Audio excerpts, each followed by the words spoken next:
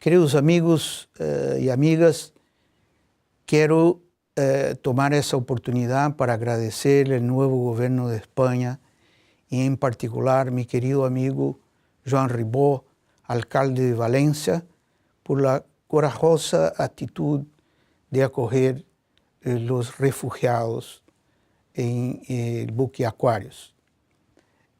Creo que como director general de la FAO y co-chair del Grupo Internacional de Migración, no podría dejar de congratular por esa decisión.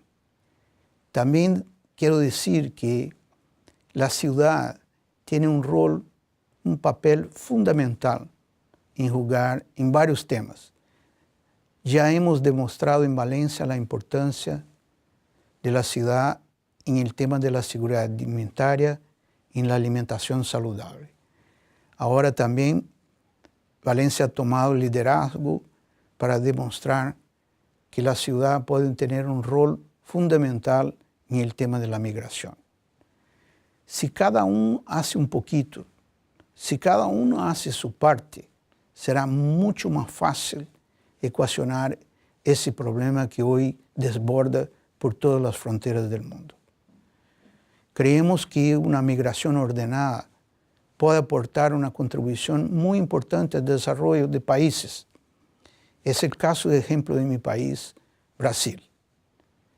Mi propia familia de italianos llegó hace un siglo a Brasil y fue bien recibida, fue bien acogida.